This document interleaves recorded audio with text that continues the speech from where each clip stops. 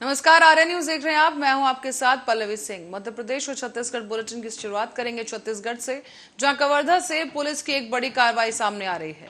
यहां पुलिस ने 7 मोटरसाइकिल चोरी करने वाले शातिर चोरों को गिरफ्तार किया और अलग अलग कंपनियों की चोरी की गई मोटरसाइकिलों को बरामद कर लिया गया है। जांच में सामने आया कि जो पकड़ी गई मोटरसाइकिल है उनकी कीमत करीब 1,20,000 बताई गई। पुलिस ने अब मोटरसाइकिलों को ग्राम दौना सागर में रतनपुर जिला बिलासपुर से बरामद किया। और आपको ये भी बता दें कि चोर अलग अलग क्षेत्र से ये मोटरसाइकिल चोरी कर वारदात को अंजाम देते थे। थाना चिल्फी और बोडला पुलिस द्वारा संयुक्त रूप से कार्रवाई करते हुए आरोपी विक्रम दास, संदीप उर्फ बाबूलाल और नरोत्तम विश्वकर्मा के कब्जे से 7 अलग अलग कंपनियों की चोरी हुई मोटरसाइकिलों को बरामद किया है। इसी के साथ ही इन तमाम आरोपियों को गिरफ्तार कर न्यायालय के सामने पेश किया गया।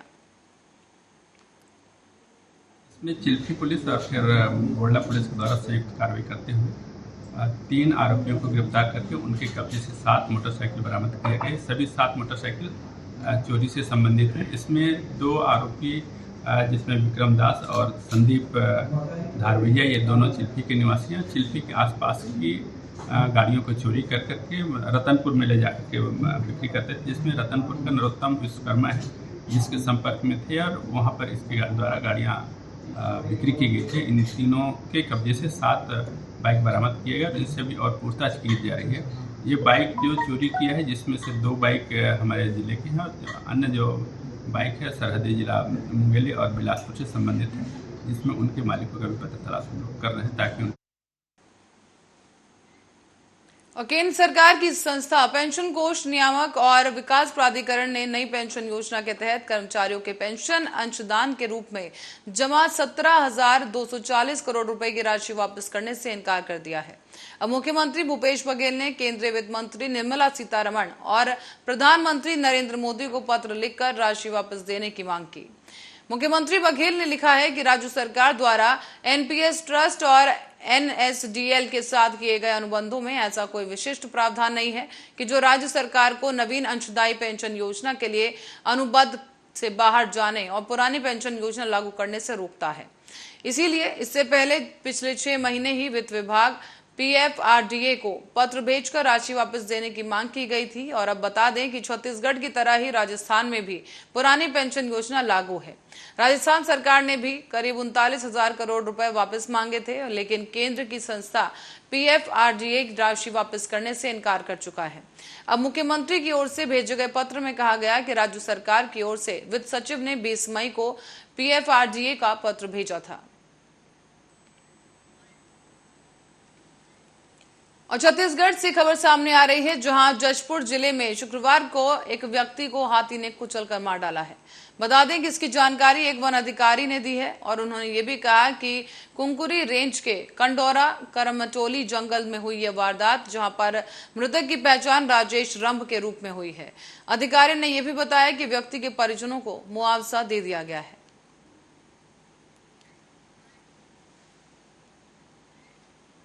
और इस बीच राजधानी भोपाल समेत मध्य प्रदेश के कुख्यात गैंगस्टर के रूप में पहचान रखने वाले मुख्तार मलिक को राजस्थान के जंगलों में तड़प तड़प कर उनकी मौत हो गई है। बता दें कि पुलिस ने मामला कायम कर इसकी जांच शुरू कर दी। हालांकि सूत्रों के अनुसार भोपाल से फरार मुख्तार मलिक किसी गैंगवॉर के चलते राजस्थान पहुंचे। ऐसे में उसके साथ उसी के किसी गैंग के कई और शागिर्द भी मौजूद रहे और मंगलवार की रात को राजस्थान के बंटी गैंग और मुख्तार गैंग के बीच भीम सागर डैम के पास मछलियां पकड़ने को लेकर एक जबरदस्त विवाद शुरू हुआ था। दोनों ही गैंग के बीच फायरिंग भी हुई और इसमें मुख्तार मलिक के साथ ही कमल मीणा की मौत हो गई।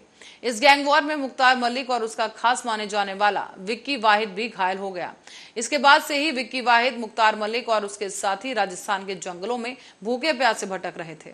इस दौरान ही विक्की वाहिद बड़ी चालाकी से उसे छोड़कर भोपाल निकल आया, जबकि मुख्तार मलिक को उसकी पत्नी शीबा मलिक को इस गैंग वॉर के बारे में विक्की ने बताया।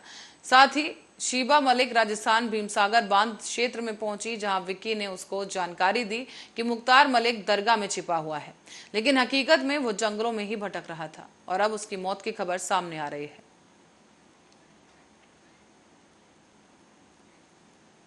और खबर छत्तीसगढ़ से है, जहां नौतपे में 7 दिन गर्मी नहीं पड़ी, लेकिन पिछले 3 दिनों से पूरा प्रदेश भीषण गर्मी की चपेट में आ गया है।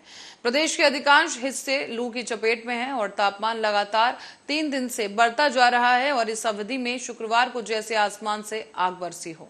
आपको बता दें कि मुंगेली में तापमान 46 डिग्री के पार पहुंच गया, जबकि राजस्थानी रायपुर में तापमान 45 डिग्री के करीब पहुंच गया। मौसम विभाग ने शनिवार को रायपुर, बिलासपुर और दुर्ग समेत प्रदेश के कुछ हिस्सों में लू या हीट वेव का अलर्ट जारी कर दिया है।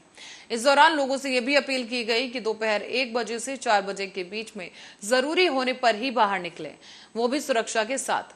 ऐसे में प्रदेश में ऊपरी हवा के चक्रवात और दक्षिणी जैसे दोनों ही सिस्टम के असर से बदलाव हो सकता है और बादल आ रहे हैं, लेकिन ये भीषण गर्मी को रोक नहीं पाए। इसी की वजह से रात में भी गर्म हवाओं का प्रकोप जारी है।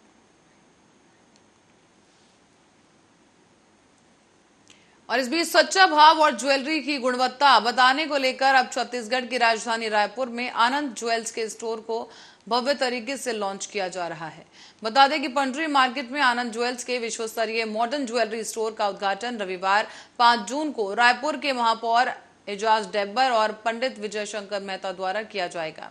आनंद ज्वेल्स का ये विश्व स्तरीय मॉडर्न ज्वेल स्टोर रायपुर के पंडरी मार्केट में खुलेगा, जहां पर आनंद ज्वेल्स ने ही सच्ची ज्वेलरी सच्ची कीमत की शुरुआत की थी।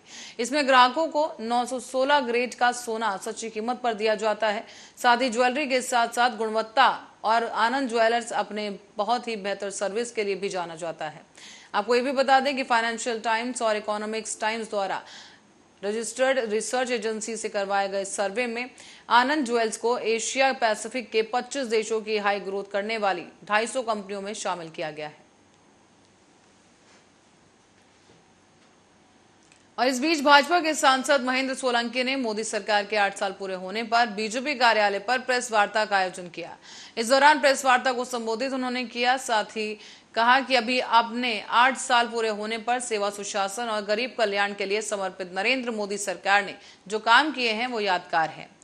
सांसद महेंद्र सोलंकी ने महंगाई को एक वैश्विक समस्या बताया। इस दौरान बताया गया कि जबकि भारत देश में अन्य देशों की तुलना में महंगाई नियंत्रण में है। ये भी बताया गया कि कश्मीरी पंडितों को टारगेट कर मारने के सवाल पर सांसद सोलंकी खुलकर बोलते नजर आए। उन्होंने कहा कि 370 हमने हटाई, कुछ लोग नकारात्मकता फैलाकर बदनाम करने की कोशिश कर रहे हैं। इस पर हम बड़ा कदम उठाने के लिए भी बातें हैं। वर्तमान परिप्रेक्ष्य में एक वैश्विक समस्या है। पूरे विश्व में निरंतर महंगाई बढ़ रही है। यदि हम विश्व के दूसरों देशों से भारत की तुलना करें तो आप पाएंगे कि भारत में आज भी महंगाई बहुत नियंत्रण में है। कई पड़ोसी देश ऐसे हैं जहां पर मूंग की दाल 250 रुपये किलो और तेल 1000 रुपये किलो के लगभग बिक रहा है। उन स्थिति का यदि आप अध्ययन करेंगे तो आप मानेंगे कि नरेंद्र मोदी जी के नेतृत्व में महंगाई आज भी भारत में बहुत नियंत्रण में चल रही है। महंगाई वर्तमान परिप्रेक्ष्य में एक